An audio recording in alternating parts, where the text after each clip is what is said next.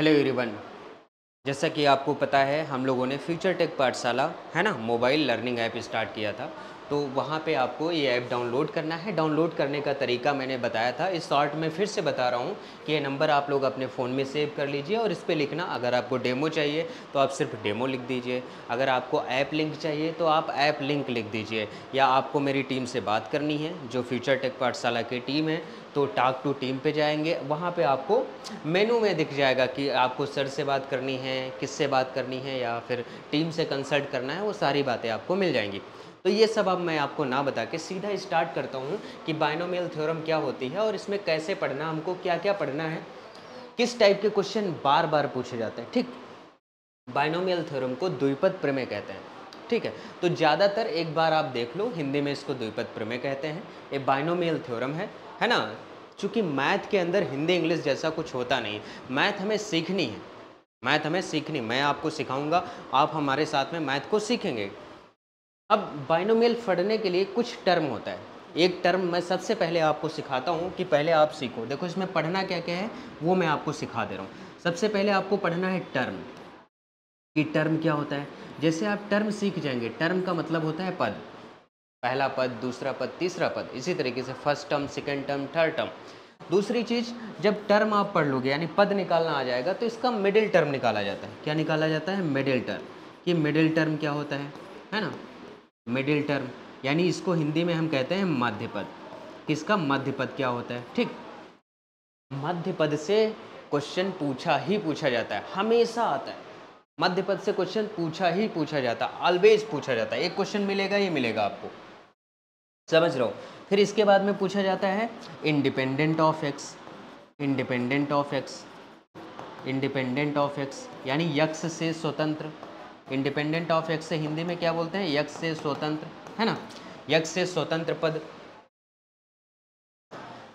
Independent of x का मतलब क्या हुआ? यक्स से स्वतंत्र पद का मतलब क्या हुआ? यक्स से स्वतंत्र पद का मतलब बस इतना हुआ कि उसके अंदर यक्स नहीं आना चाहिए। मतलब यक्स से स्वतंत्र, उसके पास यक्स नहीं होना चाहिए। जैसे मैं कहूँ कि यक्स पे कुछ डिपेंड कर रहा है, जैसे मैं यहाँ पे लिख रहा हूँ, बस ऐसा लिख रहा हूँ, ऐसे लिख रहा हूँ y is equal to 2x, ऐसे लिख रहा हूँ। तो जैसे ये पद है, जो 2 वाला पद है, वो x पे डिपेंड कर रहा है क्योंकि वो x के साथ में आ रहा है। अगर इस x को यहाँ से हटा दिया जाए और सिर्फ यहाँ पे 2 लिख दिया जाए, यानी x का मान 1 कर दिया जाए, तो इंडिपेंडेंट ऑफ x हो गया कि ये जो खाली पद है यानी स्वतंत्र पद है। तो हमें ऐसा पद चाहिए, वो पद हम कैसे निकालेंगे वो बात आपको समझाएंगे। ठीक, ये हो गया। यहाँ से भी क्वेश्चन पूछा जाता है।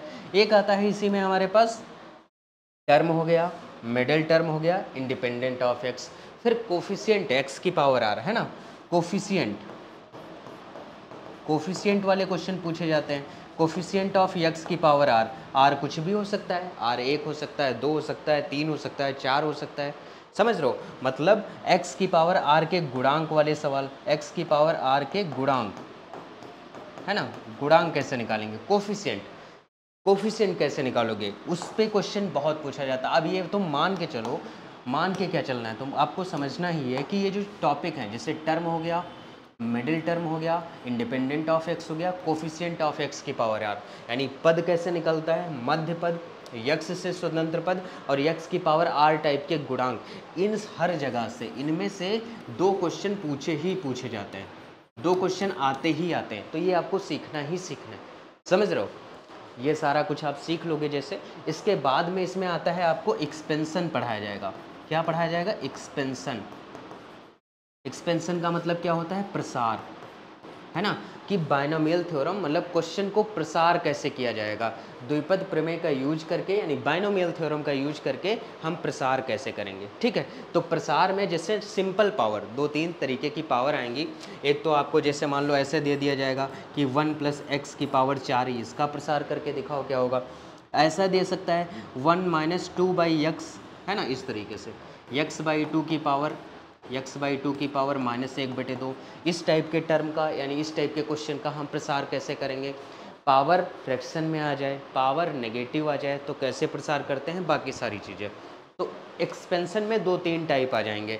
पावर ऐसी हो 1, 2, 3, 4 टाइप की, पावर फ्रैक्शन में हो यानी 1/2, 3/2, इस तरीके से, पावर नेगेटिव में हो इस तरीके से हमको करना है। जैसे इसमें आता है कि मैक्सिमम यानी बड़ा पद कौन सा होगा, है ना, मैक्सिमम जो हमारे पास टर्म निकलता है। एक और आता है इसमें कॉन्सेप्ट की मैक्सिमम टर्म। अब वहाँ से क्वेश्चन पूछा ही नहीं जाता तो उसको पढ़ के क्या करेंगे हम लोग, समझ पा रहे हो ना। जहाँ से क्वेश्चन पूछा जाता है उन सब चीज़ों को हम बहुत अच्छी तरीके से समझ लो। यहाँ पे आपको पोस्टमार्टम उनका करके दिखाएंगे किस तरीके से वो सारे क्वेश्चन कवर आउट करेंगे। समझ आ रहा है, बहुत बढ़िया। अब देखो इसी में से अब हम क्या कर रहे हैं, इसका कुछ टर्म आपको समझा रहे हैं। जैसे द्विपद प्रमेय में बहुत ज़्यादा यूज़ होने वाला टर्म है NCR। क्या है हमारे पास, NCR। इसके बारे में आपको सीखना है कि NCR क्या होता है।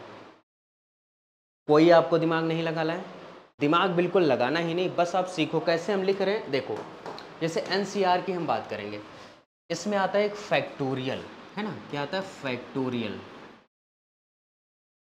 फैक्टोरियल, फैक्टोरियल क्या होता है, इसको आप ऐसे लिखोगे, जैसे n लिखा है तो n फैक्टोरियल ऐसे भी लिखा जा सकता है, या फिर इसको n फैक्टोरियल ऐसे भी लिखा जा सकता है। ठीक, आप चाहे ऐसे लिखें या फिर ऐसे लिखें।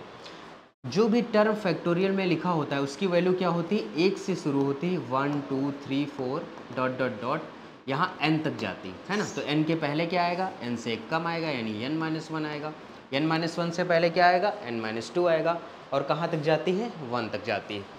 ऐसे अगर हम 5 फैक्टोरियल लिखते हैं यहाँ पे तो हम कहाँ तक जाएंगे, 1 से स्टार्ट करेंगे और 5 तक जाएंगे। मतलब ये हुआ 1 भी आएगा, 2 भी आएगा, 3 भी आएगा, 4 भी आएगा और 5 भी आएगा।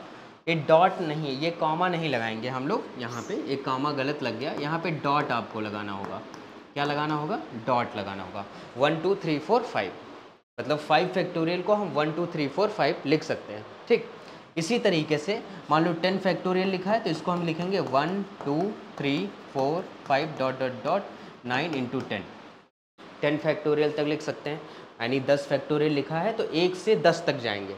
उल्टा लिखना चाहो तो 10 से स्टार्ट करेंगे, 1 तक जाएंगे। ठीक, और देखो जैसे मान लो 10 फैक्टोरियल लिखा है तो इसको हम क्या लिख सकते हैं, 10 लिख के इंटू लगा के हम 9 फैक्टोरियल भी लिख सकते हैं।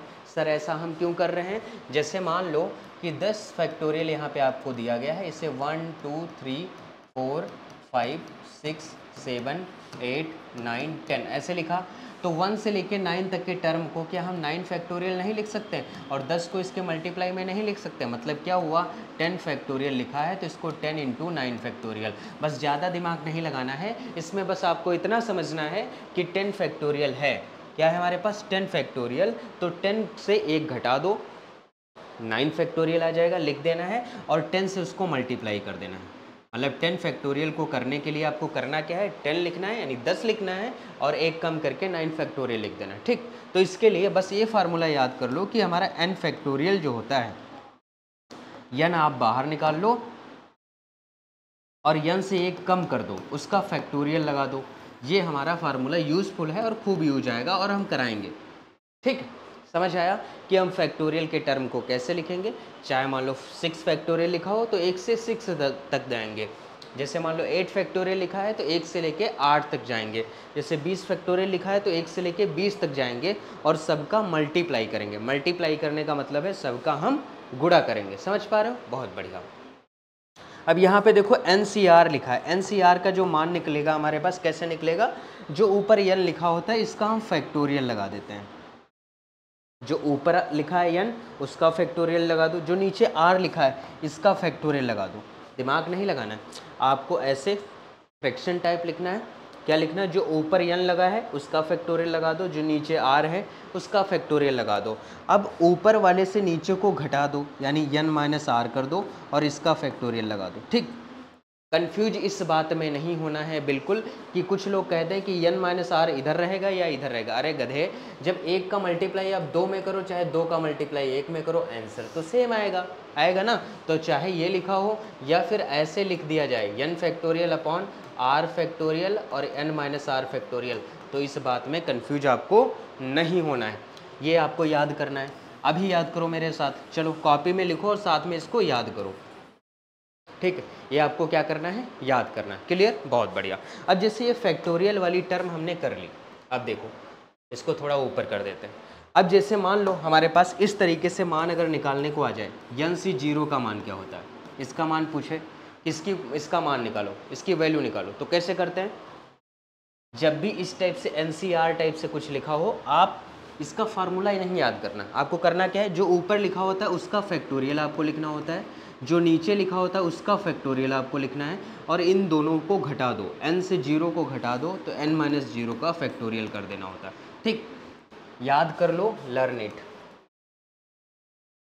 क्या याद करना है सर, यहाँ पे आपको ये याद करना है कि 0 फैक्टोरियल की वैल्यू और 1 फैक्टोरियल की वैल्यू हमेशा क्या होती है, 1 होती है।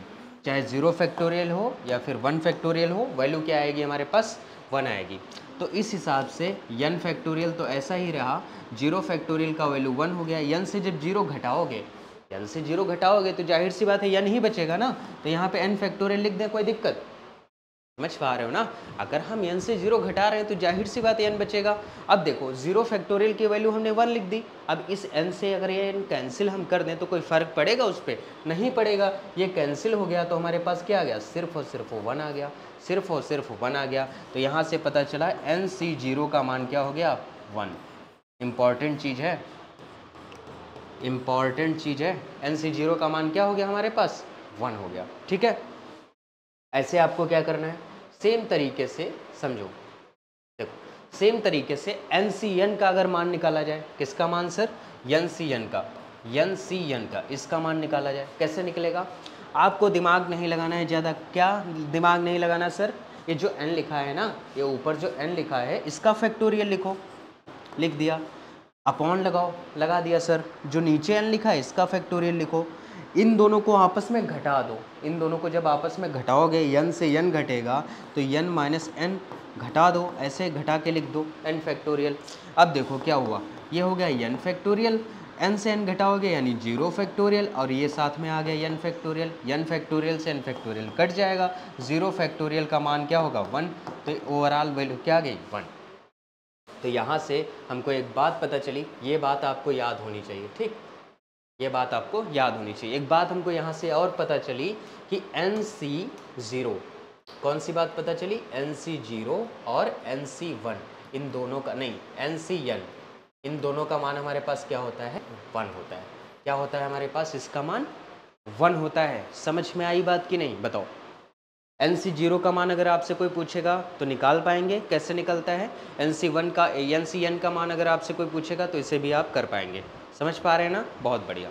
अब देखो, अब जैसे मान लो हमारे पास आया NC1, इसका मान अगर आपसे कोई पूछे निकालने को, NC1 का मान अगर आप कैसे निकालोगे, सेम काम करना है, n जो ऊपर लिखा है n फैक्टोरियल लिखो, नीचे जो 1 लिखा है इसका फैक्टोरियल नीचे लिखो, ऊपर वाले का फैक्टोरियल ऊपर, नीचे वाले का फैक्टोरियल नीचे, दोनों को घटाओ, n से 1 घटा दो, n से 1 घटा दो तो ये फैक्टोरियल हो गया। अब देखो, अभी थोड़ी देर पहले मैंने आपको सिखाया था कि अगर 10 फैक्टोरियल यानी 10 फैक्टोरियल लिखा है तो 10 आप बाहर लिख दो, 10 से 1 कम कर दो, 9 फैक्टोरियल लिख दो।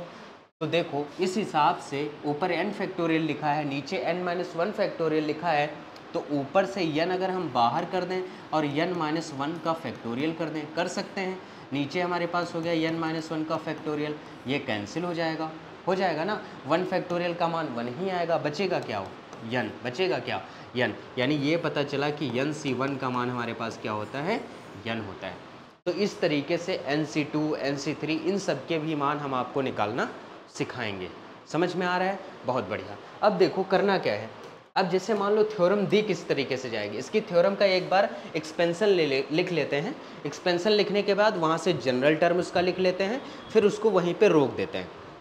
रोकने के बाद हम आपको पद निकालना सिखाते हैं, यानी जनरल टर्म से पद निकलते कैसे हैं, टर्म कैसे निकलते हैं। उसके बाद एक क्वेश्चन हम आपको मिडिल टर्म पे करवाते हैं। समझ पा रहे हो, बहुत बढ़िया। देखो कैसे करना है ना। तो अब लिखो बाइनोमियल थ्योरम, बाइनोमियल थ्योरम है ना, जिसको हम द्विपद प्रमेय कहते हैं।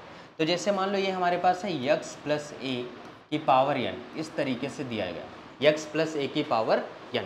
सबसे पहले आपको क्या लिखना है, सबसे पहले कोई दिमाग ही नहीं लगाना है, जस्ट आप डायल करो, 1 2 3 डायल करते हैं ना, जैसे फ़ोन नंबर डायल करने के लिए आपको पता है, सेम तरीके से NC0, NC1, NC2, NC3 से लेके NCN तक हम जाएंगे। ठीक, आप लिखो NC0, आपको क्या लिखना है, NC0।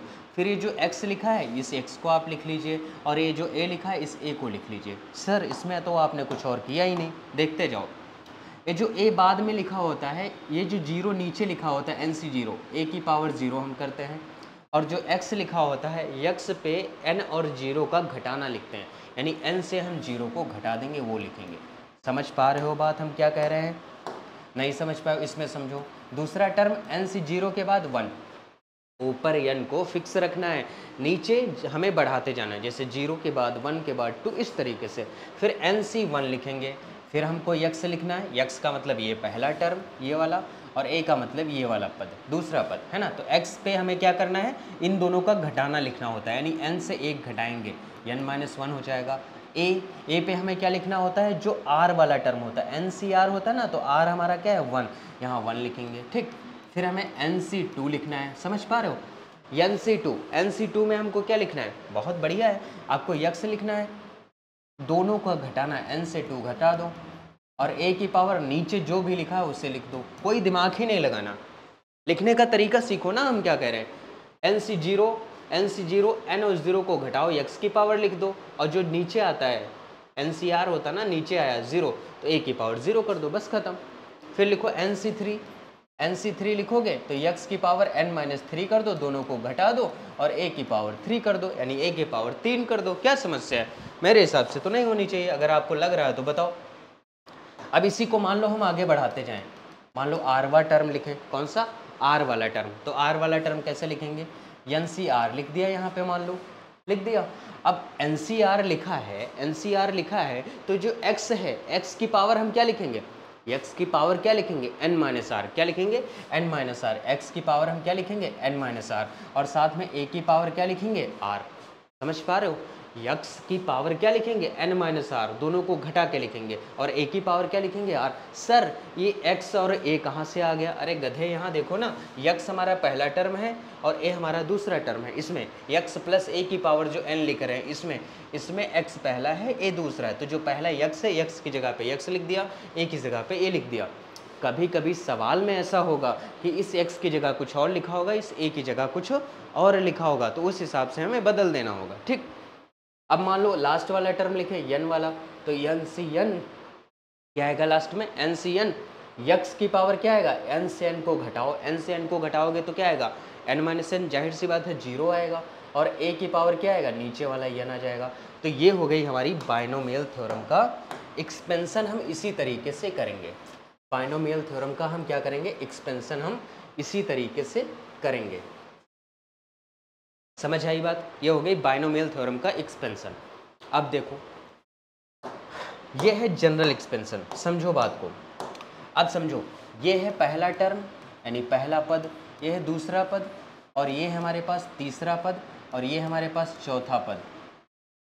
समझ पा रहे हो, ये है पहला, 0 वाला पद पहला है, 1 वाला दूसरा है, 2 वाला तीसरा है, 3 वाला चौथा है। ऐसे r वाला जो होगा ये r+1वां होगा, ऐसे ही चलता जाएगा, ऐसे ही चलता जाएगा। ये वाला जो टर्म पद होगा n+1वां पद होगा। सर बात समझ ही नहीं है, आप कर क्या दिए इसमें, नहीं समझ पाए, बताते हैं। ये जो पद हम लिखते हैं ना भाई, आप जैसे ये पहला पद छुपा लो, पहला टर्म छुपा लो, जैसे यहाँ 1 है, 1 के बाद 2, 2 के बाद 3 से लेके कहाँ तक गया, n तक गया, मतलब इस 1 यहाँ से लेके यहाँ तक के जो टर्म है वो n टर्म है, कितने हैं n टर्म। ठीक, लेकिन इधर 0 वाला जो एक टर्म बचा, एक ये वाला टर्म है, तो दोनों को जब जोड़ोगे तो n+1 टर्म नहीं हो जाएंगे, दोनों को जब जोड़ोगे तो n+1 टर्म नहीं हो जाएंगे, यानी n+1 पद नहीं हो जाएंगे, हो जाएंगे ना।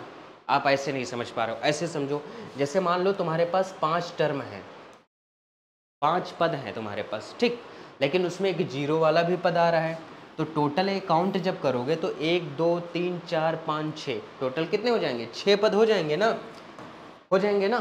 तो पावर, अगर इतना नहीं समझ आ रहा, ये भी नहीं समझ आ रहा, तो बस इतना समझो कि अगर पावर n है, जितनी पावर होती उससे एक ज़्यादा पद होता है, जितनी पावर होती है उसके बाइनोमियल एक्सपेंशन में एक ज़्यादा पद होता है। क्लियर, समझ आ गई बात।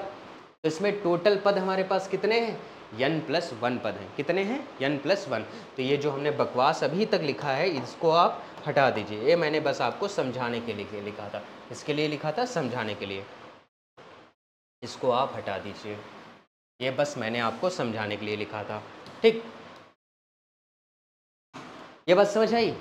तो टोटल पद हमारे पास कितने हो गए यहाँ पे, यहाँ से आपको ये समझना है, टोटल पद, टोटल टर्म हमारे पास कितने हो गए, n+1, है ना, टोटल टर्म यानी टोटल पद। ओके, उसके बाद जनरल टर्म क्या हो गया, उससे लिख लो, जनरल टर्म हम बस एक लिखते हैं, इसको हम रिप्रेजेंट करते हैं टी से। ये जो आर वाला पद होगा ना, हम इसी को जनरल पद कहेंगे, इसी को हम जनरल टर्म कहेंगे, आर वाले पद को, है ना। तो इसको हम लिखेंगे, कौन सा पद है, जैसे हमने अभी आपको समझाया था कि पावर अगर n है तो एक ज़्यादा पद होते हैं, यानी n+1 आता है। क्यों, क्योंकि हमारे पास 0 वाला एक्स्ट्रा पद जुड़ जाता है, तो इसका जनरल पद हमारा ये होगा। तो इसको हम लिखेंगे TR+1 = NCR, और साथ में यक्स जो है उसकी पावर n-r और उसके साथ में a की पावर r। ये पद आपको याद करना है, ये होता है हमारे पास जनरल टर्म। इसको याद कर लेंगे तो आप पद भी निकाल लोगे, मिडिल टर्म भी निकाल लोगे, मतलब पद, मध्य पद, जो भी टर्म आगे आएगा, कोफिशिएंट वगैरह सब कुछ आप यहीं से करोगे, ठीक। तो ये मैंने बस आपको लिखवाया है, किसके लिए, अभी इसके लिए, इसके एक्सपेंशन से क्वेश्चन कराएंगे, उसके लिए आपको परेशान नहीं होना। पहले आप जानो कि ये पद होता है TR+1 = NCR, x की पावर n-r और a की पावर क्या लिखना है आपको, r लिखना। ये हमारे पास जनरल टर्म होता है, और यही हमारा क्या होता है, पद होता है ना। कौन सा पद होता है, जनरल पद होता है, ठीक है, समझ में आ गई बात, बहुत बढ़िया। या यहाँ देख लो, R+1वां पद होता है, कौन सा होता है, R+1वां पद। हालांकि अभी इसको मत सीखो, इतना कन्फ्यूज़न नहीं क्रिएट करना है दिमाग में, बस इतना रखो कि ये जनरल टर्म आपके पास है, क्लियर। अब देखो क्वेश्चन कैसे बनता है, जैसे मान लो कि ये क्वेश्चन आपके पास आया, कौन सा क्वेश्चन सर आया, इस टाइप से क्वेश्चन आपके पास आया कि x+1/x की पावर 8, है ना। अब बोला जा रहा है कि फाइंड, है ना, find fourth and fifth term. इसमें कह रहा है चौथा और पांचवा पद निकालो। फोर्थ एंड फिफ्थ टर्म का मतलब हो गया चौथा और पांचवा पद निकालो। बस ये हिंदी और इंग्लिश में फ़र्क क्या होगा, बस यही तो होगा। हिंदी में ये क्वेश्चन लिखा होगा कि इस क्वेश्चन में चौथा और पांचवा पद ज्ञात करो या निकालो, इंग्लिश में लिखा होगा find fourth and fifth term. तो ये बात समझ पा रहे हो ना, इतना हिंदी और इंग्लिश में लेके मैथ में कंफ्यूज नहीं होना होता है, क्लियर, बहुत बढ़िया। अब देखो करना क्या है, अब जैसे इसमें हमें पद निकालना है, तो जब भी आपको पद निकालने के लिए बोले तो आपको क्या करना है, जस्ट आपको जनरल टर्म लिखना है। जनरल टर्म आप कैसे लिखते हैं, है ना, इसके सोल्यूशन के लिए जनरल टर्म आप कैसे लिखते हैं, देखिए TR+1 ये हो जाएगा हमारा NCR, और साथ में यक्स की पावर, अभी याद किया रहा था ना, TR+1 ये हमारे पास क्या होता है, पद होता है। NCR लिखना है और इन दोनों का घटाना लिखना है n-r, और a की पावर क्या लिखना है आपको, r लिखना है। ये हमारा हो गया जनरल टर्म। अब समझो ये होता किस लिए था, यहाँ पे जो यक्स है, ये देखो समझो, यहाँ पे जो क्वेश्चन है हमारे पास क्या है, x+1/x की पावर 8 है, 8 है। तो देखो अभी जो हमने फार्मूला लिखा है, यानी ये जो थ्योरम लिखी है, यहाँ पे यक्स, ये वाला टर्म यक्स होता है, और इधर जो लिखा होता है प्लस करके वो हमारा क्या होता है, ए होता है। तो इस हिसाब से ये जो x लिखा है वो तो यक्स ही है, ये वाला जो टर्म है वो a का काम कर रहा है, यानी यक्स का काम कर रहा है ये यक्स, और a का काम कर रहा है 1/x। ये बात समझ पा रहे हो, यक्स का काम कर रहा है यक्स ही, लेकिन a का काम कौन कर रहा है, 1/x कर रहा है। तो इस हिसाब से जो हमारा क्वेश्चन है TR+1 जो जनरल पद है, इसके हिसाब से हम लिखें तो इस x की जगह पे हम x ही लिखेंगे, यानी NCR रहेगा ही रहेगा, x की जगह पे n-r ही रहेगा, a की जगह पे 1/x आ जाएगा, a की जगह पे 1/x आ जाएगा, a की जगह पे 1/x लिख दिया, पावर आ रहे तो हमने लगा दी। हम क्या किया, हम कुछ नहीं किए, जैसे हमारा जब बाइनोमियल हमने ओपन करके दिखाई द्विपद प्रमेय तो ऐसा था, तो यहाँ पे यक्स है, यहाँ पे भी यक्स है, यहाँ पे ये है, a की जगह पे 1/x है। तो वही काम हमने किया कि TR+1 में यक्स की जगह यक्स ही लिखा, जो a है a की जगह हमने क्या कर दिया, 1/x कर दिया। समझ पा रहे हो ना बात को, इतना कठिन नहीं है, बात समझ में आ रही है ना, बहुत बढ़िया।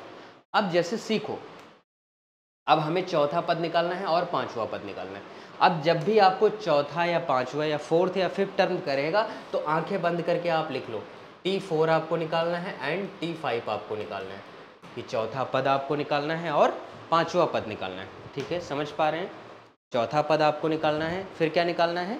पांचवा पद निकालना है। बहुत बढ़िया। अब जब भी आप चौथा पद निकालोगे यानी T4, देखो लेकिन समस्या यहाँ पे एक बात क्रिएट हो गई। सर क्या समस्या क्रिएट हो गई, मुझे तो पता ही नहीं चला। देखो बताते हैं, यहाँ 4 सिर्फ लिखा है लेकिन यहाँ R+1 लिखा है। हमें R की वैल्यू क्या है पता नहीं है। यहाँ 4 लिखा है, यहाँ पे R+1 लिखा है। मतलब ये हो गया कि अगर इस 4 को हम ऐसा लिख दें इस R+1 की तरीके से, तो 4 को हम 3+1 लिख सकते हैं, यानी 3+1 लिख सकते हैं, कोई दिक्कत नहीं होगा। 4 को हम 3+1 लिख सकते हैं। तो अब इससे कंपेयर करो, जैसे यहाँ R+1 लिखा है, यहाँ पे 3+1 लिखा है, तो R का मान कितना हो गया? R का मान कितना हो गया? 3 हो गया। कितना हो गया? 3 हो गया। अब देखो, जैसे ओरिजिनल थ्योरम में यानी क्वेश्चन में n यहाँ होता था, इस वाले क्वेश्चन में n ये है, तो n का मान कितना है? 8 है, यानी 8 है, और R का मान कितना है? 3 है। तो n की जगह पे आप रख दो 8 और R की जगह पे रख दो 3। कोई समस्या हो तो बताओ। इसमें n की जगह हमने 8 रख दिया और R की जगह क्या रख दिया? 3 रख दिया। जस्ट एक सिंपल सा काम कर रहे हैं। कौन सा काम कर रहे हैं कि n की जगह 8 रख दिया। कहाँ से देखा? x प्लस a की पावर n, जो क्वेश्चन दिया है x प्लस 1/x की पावर 8, यानी n जो है वही 8 है, यानी n जो है वही क्या है? 8 है, यानी 8 है। तो n की जगह 8 रखा, और यहाँ x तो x का ही काम कर रहा है और 1/x किसका? R का काम कर रहा है। R हमने कैसे निकाला? जैसे हमको चौथा पद चाहिए, तो चौथे पद को हम 3+1 पद लिख सकते हैं, क्योंकि हमारे पास यहाँ TR+1 होता है, तो 3+1 लिख सकते हैं। तो जो एक को छोड़ के जो लिखा होता है वही R होता है। यहाँ से अगर हम कंपेयर करेंगे तो समझ पा रहे हो? बहुत बढ़िया। तो ये हो गया 8C3, ये क्या हो गया? 8C3। x का मान तो x ही है, तो x की जगह x पे n-r है, यानी 8 से 3 को माइनस करके लिखना है। तो चाहो तो 8 से 3 को माइनस करोगे डायरेक्ट 5 लिख दो, या एक बार लिख दो 8 - 3। ये हो गया 1/x। r का मान जो नीचे होता है ये 3, r का मान क्या है? नीचे जो 3 लिखा है उसको लिख दो। बस अब इसे थोड़ा सा सॉल्व कर दो, आंसर आ गया। कैसे? देखो ये हो गया 8C3। कितना हो गया? 8C3।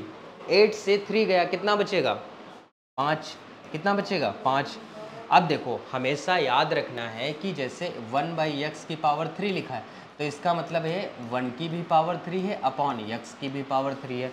लेकिन जैसे 1 का पावर 3, 1 का कितना भी पावर करो वो 1 ही रहता है अपॉन x की पावर 3। तो ये अल्टीमेट 1/x की पावर 3 आ जाएगा। क्या आ जाएगा? 1/x की पावर 1/3। तो इसको हम लिखेंगे 1/x की पावर 3, ऐसे लिख देंगे, लिख सकते हैं। अब देखो इसको हम क्या करेंगे? 8C3 लिखेंगे। क्या लिखेंगे? 8C3 लिखेंगे। अब क्या करोगे? ये जो पावर है प्लस में नीचे ऊपर जाएगी तो माइनस में, x की पावर 5 है, इसको ऊपर ले जाओगे तो ये माइनस में चला जाएगा, ऐसे आ जाएगा। मतलब ये हो गया, ये 8C3 हो गया, ये x की पावर 5 से 3 जाएगा, कितना आएगा?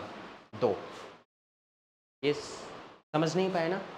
अरे गधे, गुड़े में घाते जुड़ती हैं। जब प्रोडक्ट होता है और ये बेस सेम होता है तो पावर ऐड हो जाती है। तो जब ऐड करोगे तो यहाँ 5 है और यहाँ पे माइनस का कितना है? 3 है।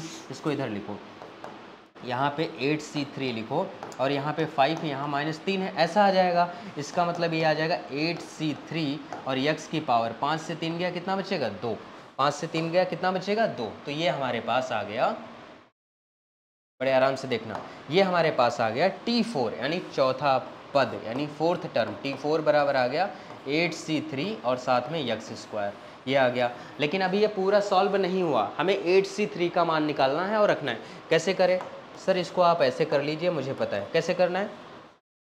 8C3 ये NCR टाइप का अभी मैंने आपको समझाया है। 8 जो लिखा होता ऊपर वाले का फैक्टोरियल लिख दो, जो नीचे लिखा है नीचे वाले का फैक्टोरियल लिख दो, दोनों को घटाओ उसका फैक्टोरियल लिख दो। दोनों को घटाएंगे तो 8 से जब 3 घटेगा तो 5 बचेगा, 5 फैक्टोरियल लिख दिया। x² है तो x² लिख दो, लिख सकते हैं ना? बहुत बढ़िया। देखो ऐसा लिख सकते हैं, हम कर सकते हैं, बहुत बढ़िया। अब देखो क्या होगा, 8 फैक्टोरियल को हम क्या लिख सकते हैं? अभी मैंने आपको समझाया था कि एक फैक्टोरियल को 1 से स्टार्ट करेंगे 8 तक जाएंगे, तो हम 1 से ना स्टार्ट करके हम ऐसे लिखते हैं कर लो, 1 से स्टार्ट करो, 1 2 3 4 5 6 7 8।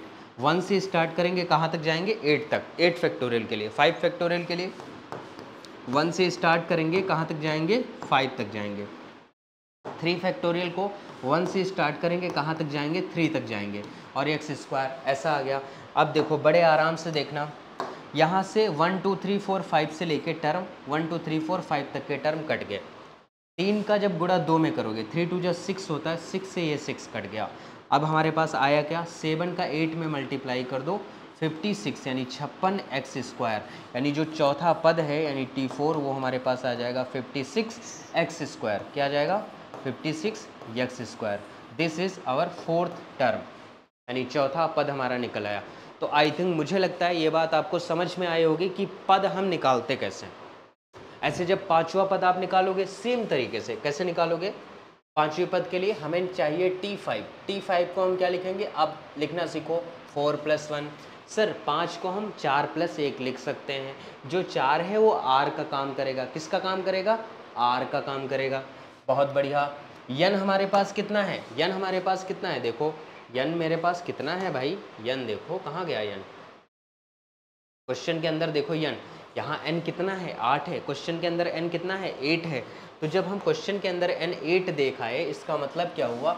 n को लिखेंगे 8, हम n को क्या लिखेंगे? 8, हम n को लिखेंगे 8। c r का मान कितना है? r का मान कितना है हमारे पास? 4। r का मान कितना है? 4। 8c4 लिख दिया। फिर लिखते हैं यक्स। फिर क्या लिखते हैं? यक्स। जनरल टर्म में सोचो, याद करो दिमाग में, यक्स। यक्स का काम यक्स ही कर रहा था, एक्स का पावर। इन दोनों को घटाओ, इन दोनों को घटाओ तो 8 - 4, और साथ में आता ए। ए का काम कौन कर रहा था? देखो इधर ए का काम इधर कर रहा था। ए का काम इधर हमारे पास कौन कर रहा था? ए का काम हमारे पास कर रहा था, ए का काम हमारे पास कर रहा था 1/x। क्वेश्चन के अंदर ए का काम कौन कर रहा था?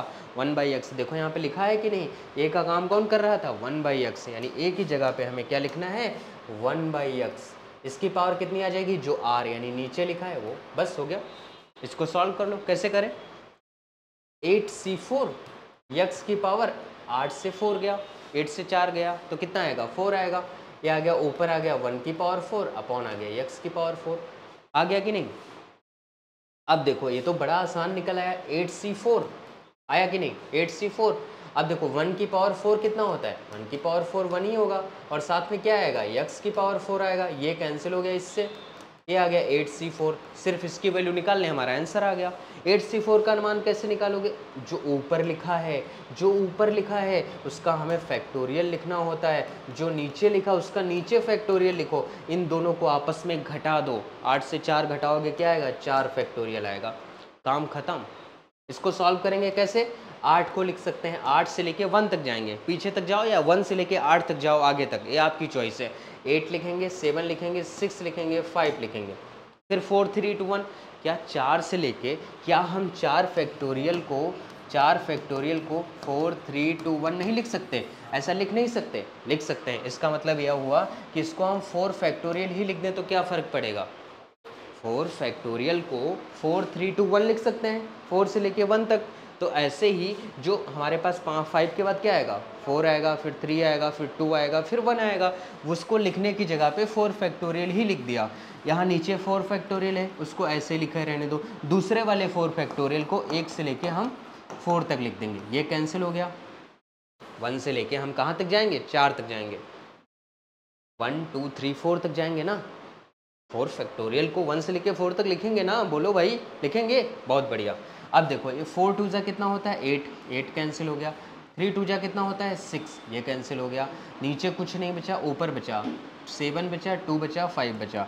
7 × 2 × 5 सबका मल्टीप्लाई करो। 5 2 जा 10, 10 7 जा कितना होता है?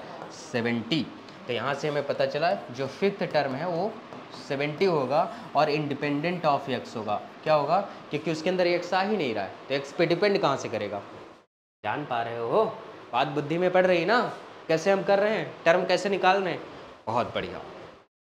ये होते हैं पद। अगर आपको पद निकालना आ जाता है, जैसे आपने पद निकाल ली, अब पद के बाद मतलब टर्म आपको निकालना सीख गए आप लोग, है ना? टर्म के बाद आता है मिडिल टर्म, है ना? टर्म के बाद क्या आता है? Middle term. टर्म मतलब पद निकालना अगर आप सीख गए तो पद के बाद निकालोगे मध्य पद। क्या निकालोगे? मध्य पद। कैसे निकालोगे? मध्य पद दो तरीके से निकलेगा। कैसे?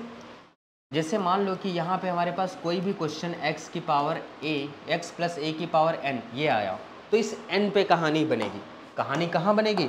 इस n पे बनेगी। सर n पे कहानी कहाँ बनेगी? या तो n हमारा क्या होगा? ऑड होगा। ऑड का मतलब विषम।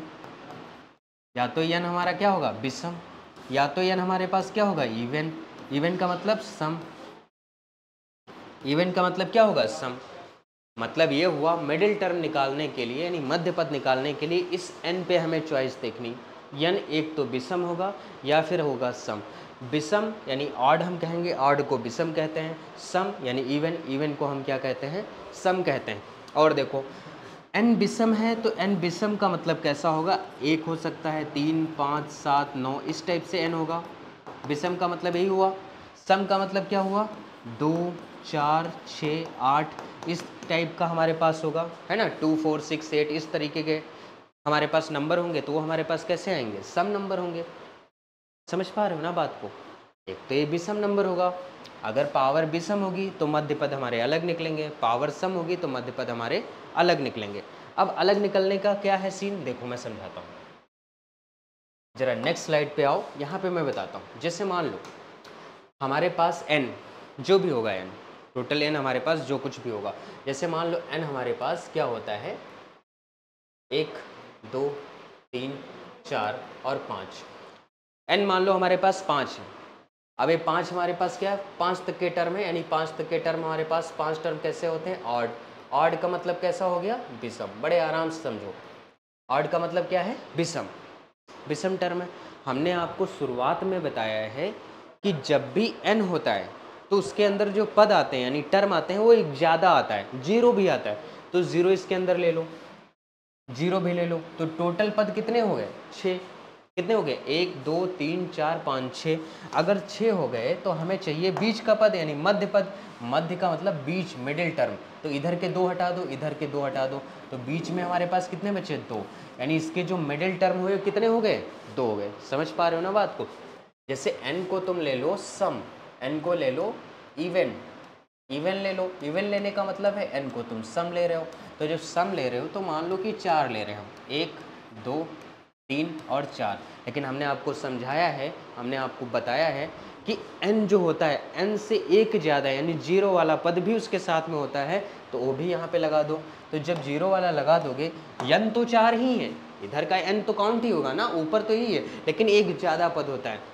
मतलब ये हुआ कि इसको इधर हटा दो, इसको इधर हटा दो, बीच में एक ही पद तो बचा, बीच में एक ही तो पद बचा, यानी एक ही टर्म तो बचा। समझ पा रहे हो ना? इसका मतलब ये हुआ जब भी आपको ये वाला n सम नंबर दिया जाएगा यानी इवन नंबर दिया जाएगा तो एक मिडिल टर्म निकलेगा यानी एक मध्य पद निकलेगा। इवन के लिए एक मध्य पद आएगा, एक मध्य पद यानी एक मिडिल टर्म आएगा हमारे पास। क्या आएगा? मिडिल टर्म आएगा। ठीक है। इसके लिए हमारे पास n जब हमारे पास विषम होगा तो उस केस में हमारे पास 2 मध्य पद आएंगे। क्या आएंगे? 2 मध्य पद यानी 2 मिडिल टर्म आएंगे। क्या आएगा हमारे पास? 2 मिडिल टर्म। समझ पा रहे हो? 2 मध्य पद आएंगे। ये बात पल्ले पड़ी? बहुत बढ़िया। अब देखो होगा कौन कौन सा। जब n आपके पास विषम होगा और एक बार n आपके पास क्या होगा? सम। फिर से देख लो, जब विषम है तो आपको 2 मध्य पद मिलेंगे, जब सम है तो आपको 1 मध्य पद मिलेगा। मतलब जब विषम आता है, यहाँ देखो विषम में 2 मध्य पद, विषम है यहाँ विषम में 2 मध्य पद, तो 2 मध्य पद होंगे कौन कौन से? t n प्लस 1/2 हो जाएगा, साथ में t n प्लस 3/2 एंड ये 2 हमारे पास पद होंगे इसके, यानी 2 टर्म जो निकलेंगे ये हमारे पास होंगे मिडिल टर्म। कौन से होंगे? Middle term. लेकिन जब सम होगा तो उस केस में हमारे पास आएगा t, n को 2 से डिवाइड कर दो और 1 ऐड कर दो, n को 2 से डिवाइड कर दो और 1 ऐड कर दो। सम के लिए बस एक ये निकलेगा, विषम के लिए हमारे पास ये 2 निकलेंगे। मतलब कैसा? जो भी n यहाँ दिया जाएगा उसमें एक जोड़ो और 2 से भाग कर दो, एक ये हमारा हो गया मध्य पद। जो भी n दिया जाएगा उसमें 3 जोड़ो और 2 से भाग कर दो, एक ये मध्य पद हो गया। लेकिन जब सम होगा, सम को आप क्या करो? n को 2 से भाग कर दो, उसमें एक जोड़ दो, ये हमारे पास मध्य पद निकलेगा। समझ आ रही है बात? बहुत बढ़िया। अब देखो, जैसे मान लो क्वेश्चन हमारे पास आया x by A by x. मैं सम पहले करता हूँ कि पावर 10 ले लेता हूँ, ठीक। Find middle term.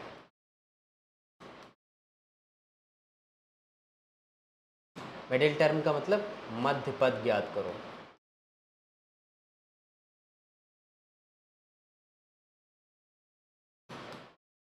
कैसे करेंगे ये बात समझ आई? मैं एक बार और रिपीट करता हूँ आप लोगों को कि जैसे ये आपको याद करना है, ये कोर कॉन्सेप्ट है हमारे पास। क्या है? कोर कॉन्सेप्ट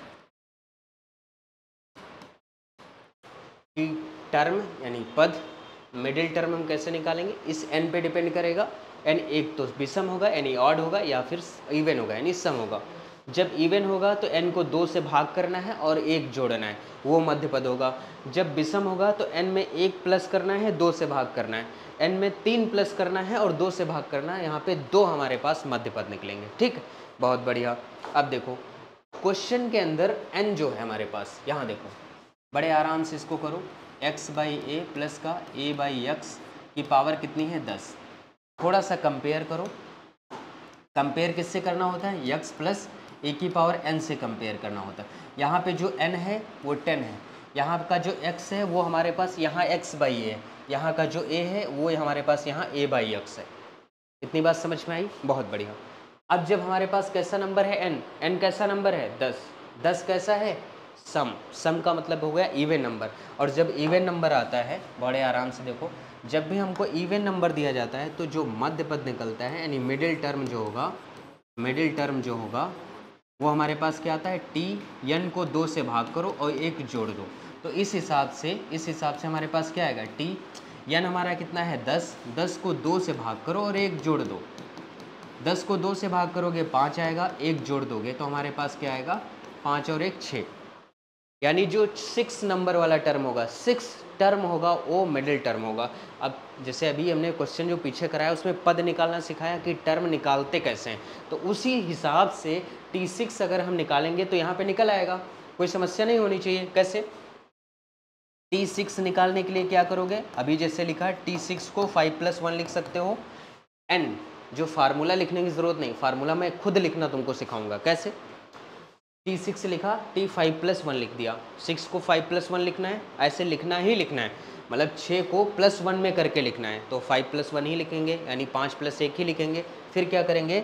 जो 1 के बाद वाला आता है यानी इसको r कहते हैं, और जो क्वेश्चन दिया जाता है उसकी जो पावर होती है उसको n कहते हैं। उस पावर n यानी 10 को उठाओ, लिखो r यानी 5, c लगा के r को लिख दो 5। 10c5 यानी इसको बोलते हैं NCR। n का मान हो गया 10, c तो c ही रहा, r का मान हो गया 5। समझ आया?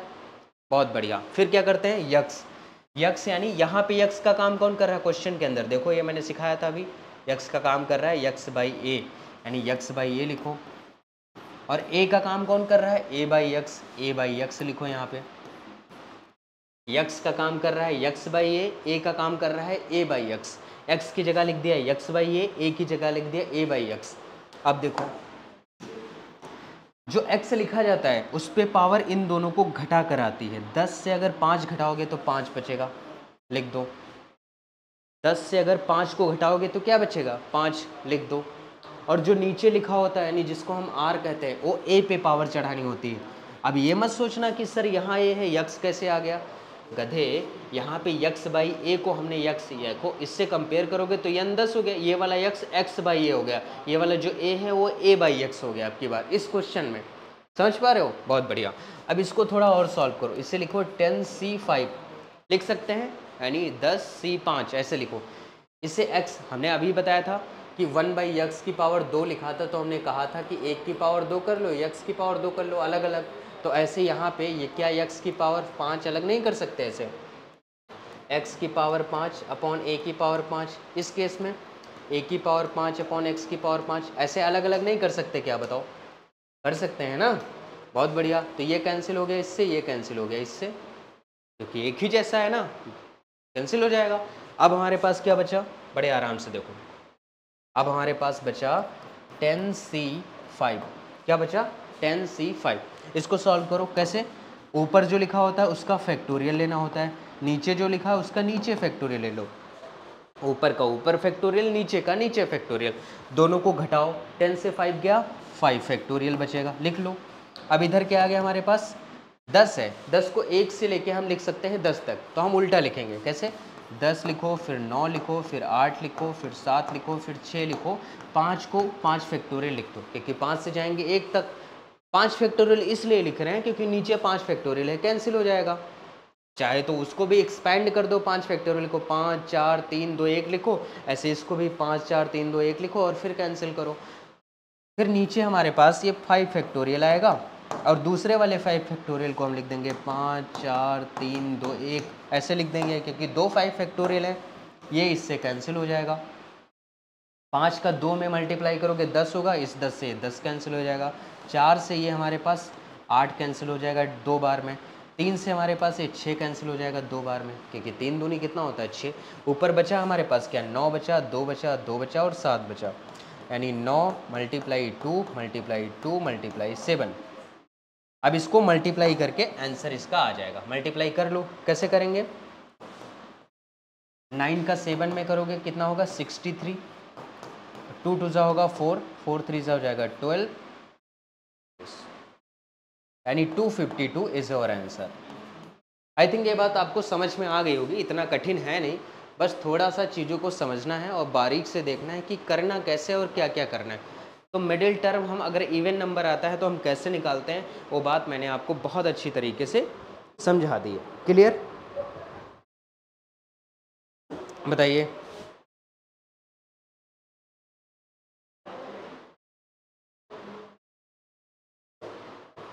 बोलो भाई, मिडिल टर्म निकालना सीख गए?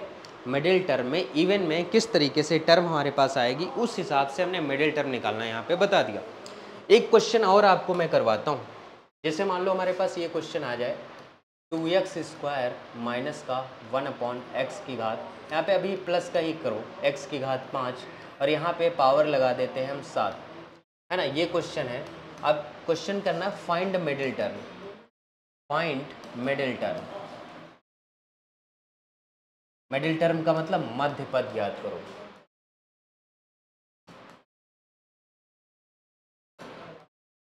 कर पाएंगे? कैसे करेंगे? सेम काम करना है। पिछली बार हमने वहाँ पे दिया सम नंबर, अब की बार हम दे रहे हैं विषम नंबर। तो विषम नंबर जब भी आता है तो हमारे पास 2 मध्य पद निकलते हैं। विषम नंबर जब भी आएगा तो मध्य पद कितने निकलेंगे? 2। कैसे निकलेंगे वो मैं आपको सिखाता हूँ, देखिए।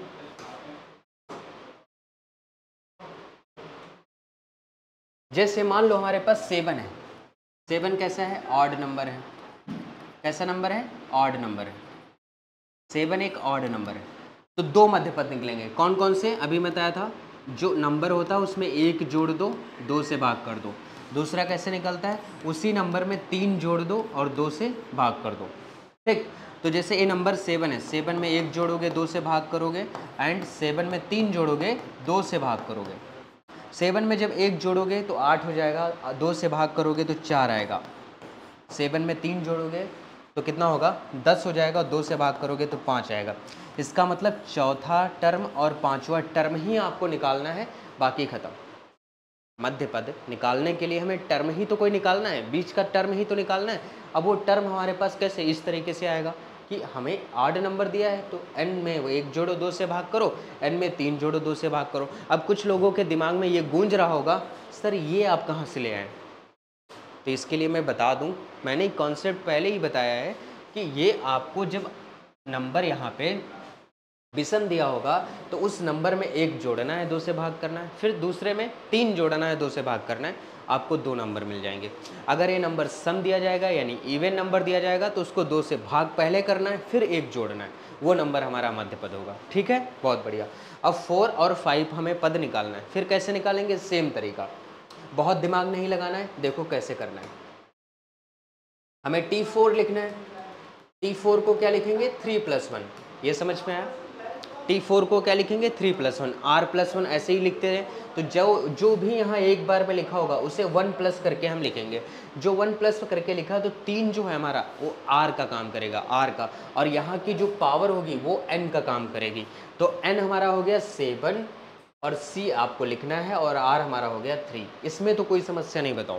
पहले होता है NCR, N का मान हमने 7 यहाँ से उठा लिया, C ऐसे लिख दिया, R का मान हमने यहाँ से उठा के लिख दिया, 7C3 कर दिया। क्लियर, बहुत बढ़िया। x का काम यहाँ पे कर रहा है 2x² और a का काम कर रहा है 1/x⁵। x का काम यहाँ कर रहा है 2x² और यहाँ पे a का काम कर रहा है 1/x⁵। तो x की जगह पे हम लिख दे रहे हैं 2x² और हम क्या कर रहे हैं a की जगह पे हम लिख दे रहे हैं 1/x⁵। इसको ऐसे ब्रैकेट लगा दो।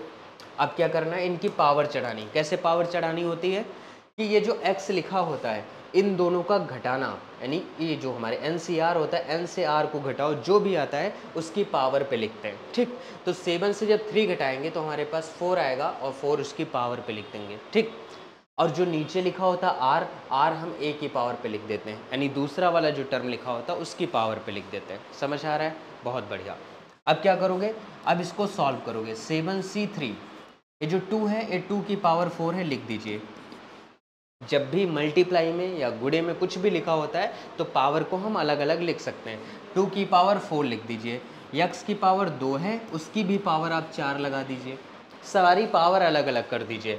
यहाँ 1 की पावर 3 है, लिख दीजिए, अपॉन x की पावर 5 है उसकी भी पावर आप 3 कर दीजिए।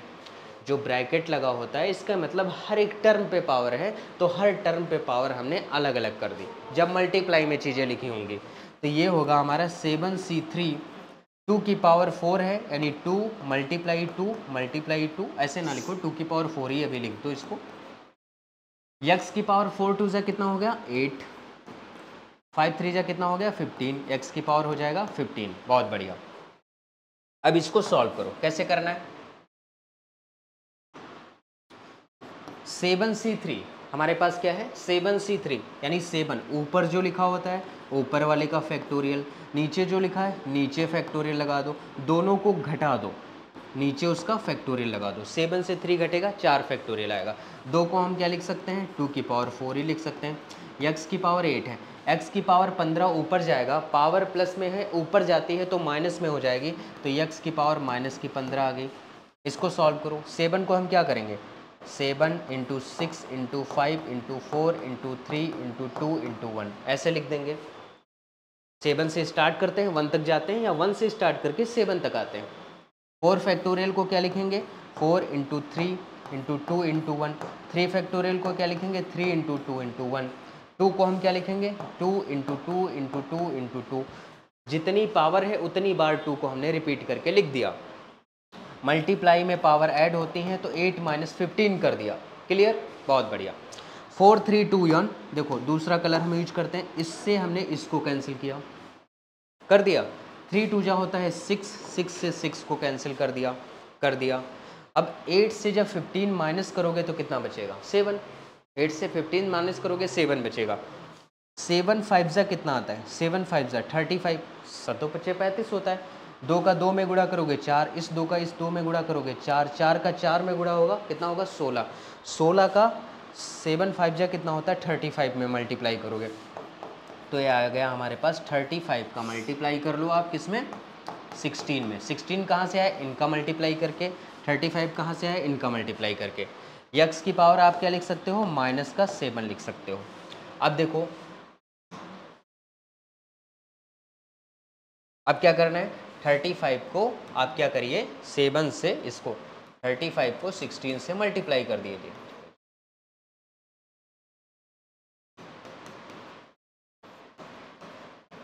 $560 क्या हो गया 560 आ गया और साथ में x की घात -7 आ गया। -7 को नीचे ले आएंगे तो 560 अपॉन x की घात 7, ये आपका हो गया आंसर, क्योंकि नीचे पावर आएगी तो प्लस में हो जाएगी। कुछ बच्चे कहते हैं सर यहीं पे छोड़ दें कोई दिक्कत नहीं है, आप यहीं पे छोड़ सकते हैं कोई समस्या नहीं है। ठीक, ऐसे लिख दो तो भी अच्छा है। तो इस टाइप से हम मिडिल टर्म निकालते हैं। यहाँ से क्वेश्चन आता ही आता है, ये समझ लो, कहीं जाने वाला नहीं है, एक क्वेश्चन मिलेगा ही मिलेगा। अभी कोफिशिएंट वाला करवाएंगे उसमें मिलेगा। तो फिलहाल आज के लिए हम इतना ही करते हैं, मिलते हैं आगे लेक्चर में। फिलहाल आप एक, मैं यहाँ पे होमवर्क डाले दे रहा हूँ, उसको आप लोग करिएगा, है ना।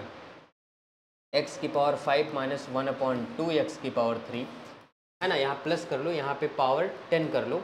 इसका मिडिल टर्म निकालना, आप सब निकाल के मिडिल टर्म निकालना क्या आता है, निकालने के बाद इस पे व्हाट्सअप करना, देखेंगे सही है कि नहीं। क्लियर। मिलते हैं आपसे अगले लेक्चर में, तब तक के लिए पढ़ते रहिए और मुस्कुराते रहिए। जय हिंद।